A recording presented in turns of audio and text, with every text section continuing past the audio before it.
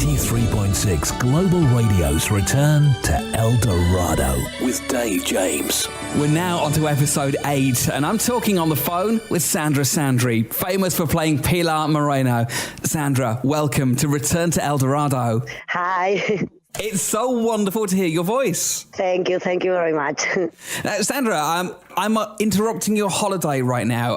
You're up a mountain or something, aren't you? Yes, I'm in Italy with the frontier of Austria in Ledros Lake. I'm on holiday. Okay, well, thank you for letting me disturb your holiday. No, it's a pleasure. I've got lots of questions to ask you today about Eldorado. Some of those questions are mine. Some of them have come from some of your fans. If we begin, how did you become involved with the TV show? It was an audition in Madrid. I'm from Barcelona. So my agent said, go to Madrid, there's an audition. So I went there. And there was Julia. I can't remember the surname. She was very kind, and as soon as I finished the audition, she said to me, okay, you are with our team, and in 1 week you have to go to the south of Spain to start working. And it was like a shock for me because my English wasn't that good, and it was like, oh my God. But it was really nice. What happened when you got to the Costa del Sol? Did you find somewhere to live very quickly? First of all, we were in a hotel. And then I went to live in Fuengirola, but the press was always there.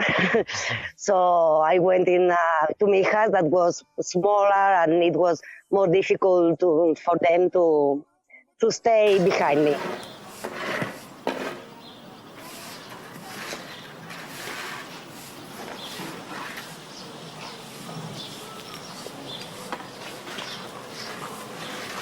Can I help you? ¿Cómo? ¿Habla usted inglés? A little. A little. Are you here to ride? No, I look for work. When Eldorado launched, you became very famous very quickly to a British audience. How did you handle that level of recognition? Very bad. Really, really very bad. I was very young. I was like 17. So I wasn't prepared to become that famous. And for me, it was terrible. The English newspapers and the magazines, they were always telling lies. So for me, it was really, really, really awful, this. What kind of things were they saying? 90% lies. They were always lying about what we are doing or we are not doing. Some of the cast as well, they invent histories, and it was terrible. Maybe if it happens when you are 30, it's not a problem. When you are 17, you keep thinking, oh my God, people is thinking that I'm really like that, no? And I'm not. And it was really hard, yes. As one of the main characters on Eldorado, you obviously had an enormous amount of screen time. What was your filming schedule like? At the beginning, we were shooting from Monday to Friday, even Saturday, and then Sunday we have to do rehearsals. So it was very, very, very, very busy. After that, they stopped with the rehearsals, thanks God. But we were very busy. I think I didn't have any holidays, for example, for, 1 year. That must have been very difficult for you, especially if your family were in Barcelona at the time. Yeah, but my family and my friends were used to come to stay with me in Malaga. What was the atmosphere like on the set? The atmosphere was great. I mean, all the crew, all the cast, the drivers, the cooks, everyone was really, really, really nice. The only thing that was not good that I remember for this period was the pressure of the press. All the other was fantastic. When you weren't filming, what did you do with your time? How did you enjoy yourself here? We didn't have much time, but I was quite young, so maybe we went out for dinner, dancing maybe Saturday with all the people from the crew and the cast, but nothing more really. Maybe one day you could go to the beach, but I was forbidden to go to the beach because if not my skin gets too many brown. I didn't want it, so not many things to do really. We have forbidden to ride motor, for example, which I love it. So it was like not many things. What's going on? What are you doing here? You know what I'm doing here? I came to see the house. We were both supposed to come and see the house. You were going to wait at the stables for me. And I did wait, but you didn't came, so I thought you had forgotten or maybe business, so I came by myself. It's very good, no? Pilar must have been a very interesting character for you to play. Angela Reid is one of your fans. She's asked me to ask you, if you were Pilar's friend, what advice would you have been giving to her when she was getting together with Marcus? I would say go away from this man, absolutely. Go away as quickly as you can. Absolutely, yes. She was a disaster. I mean, how could she ever be with this man? It was terrible. Even the character of Marcus has the good things, no? But mostly it was always bad things from Pilar. Yes. Look, put your little dumpy friend in a taxi and maybe we can go and have some fun. Pardon? I thought we'd go clubbing over in Marbella. Just you and me. Hey, come on, Pilar. Let yourself say yes for a change. Come on, live a little dangerously. I have to work in the morning. Your character had some great relationships on the screen, obviously with Jessie, who played Marcus, the lady who played Ingrid. You had some great moments with her. Were you good friends off camera as well? With Jessie, absolutely. With Ingrid, we have a very good relationship, but we are not very close friends. No, not really. With Jessie, absolutely, yes. I do feel happy now that we are alone. Let's see if I can make you feel even happier, eh? Ah, yeah. That must be Steve. I don't believe it. It's only going to take a couple of minutes. What? It's just I need to get this contract. Marcus! Well, I tried to do it in the restaurant, but, I mean... But I didn't know you had arranged for him to come here instead. Yeah, well... No! Come, do you know how much this thing's worth? Scott Barber's asked me to ask if you're still in touch with any of the cast today. Yes, I do. I keep in touch with Charlie Condou. I keep in touch with Iker Ortiz, with Maria. With the others, sometimes we speak, maybe in Facebook, but not that much. With these three, yes.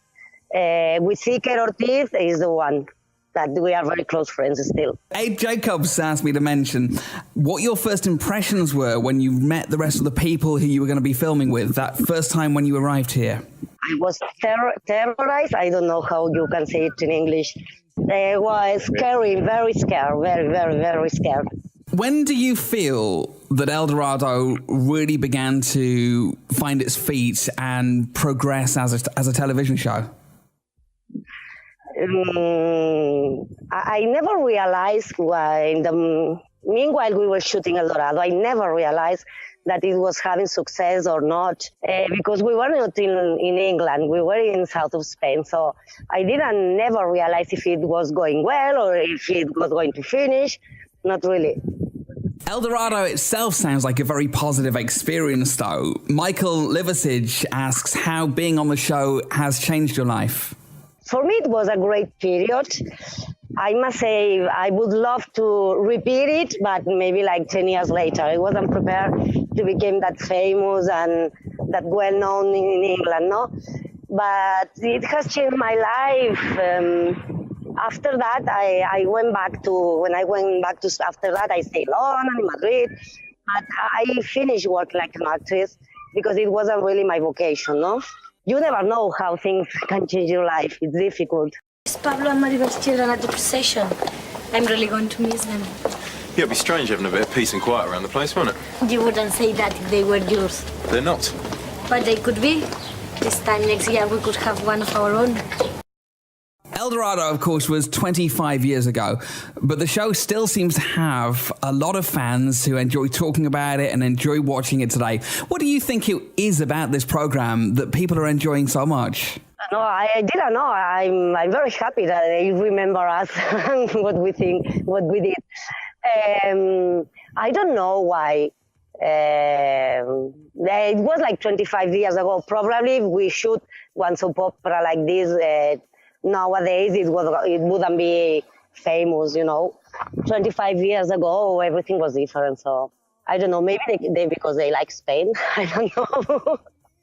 When is the last time somebody recognized you as Pilar? Well, like 6 months ago in Paris, there was this English couple that they recognized, and they were looking like, but sorry, are you Pilar Moreno? And I was, no, I'm Sandra Sandri. I'm not Pilar Moreno. But it was incredible. Always Pilar or Pilar. It was, I'm Sandra. It's like my character was so strong that everybody talked to me saying, you're Pilar Moreno, and it's quite funny. If after 25 years they can recognize you, for me it's incredible. This doesn't look too special. Don't worry about it. We'll get going later. Sit down. I'll get you a drink. Since Eldorado finished, what have you been up to? Meanwhile, I get married, I have a baby, I divorced, and lots of things. Now I'm living in Como, in Lakes Como, in Italy, since like September, and I'm quite happy. My baby is 8 years old, has just done in July, and I'm quite happy, yes. So I cannot complain how life has treated me. I think I'm very lucky woman, you know. And what are you doing professionally now? I work in fashions market. I have to inspire me in which trends it's going to be for the prints. I do designs for prints for the clothes. So I just gave the trends that I think they are going to work in the Spanish market to some Italian studios and one Australian studio. So they develop it for me, and I sell it to my customers, the Spanish market always. It's nice work. It's very creative and it's nice. I have lots of time to stay with my baby, so it's a perfect job for me. And if any fan from Eldorado has a fashion company, they can buy our designs. We sell in all around the world, even in London. And I almost forgot, since 1 year, more or less, I have started doing these handmade bags and lots of manual stuff. I'm doing this bag collection that I'm selling very well. And I do so many things, artistic things, kind of artistic, which are working quite well. On Eldorado, you had pretty much the last word on the show as Pilar sailed off into the night with Marcus Tandy. I don't know, Pilar. You can't trust anyone these days, can you? Chris Winwood and Robert George both asking if you ever wonder what Pilar might be up to now. Probably she will be dead, because one enemy of Marcus did something to her. I mean, if he had to finish like this, I don't think they will have lots of babies and like live quietly, because if not, it wouldn't be a soap opera, no? I don't know. And I have never really think about this. I don't know. I hope that she wouldn't be dead at this point. I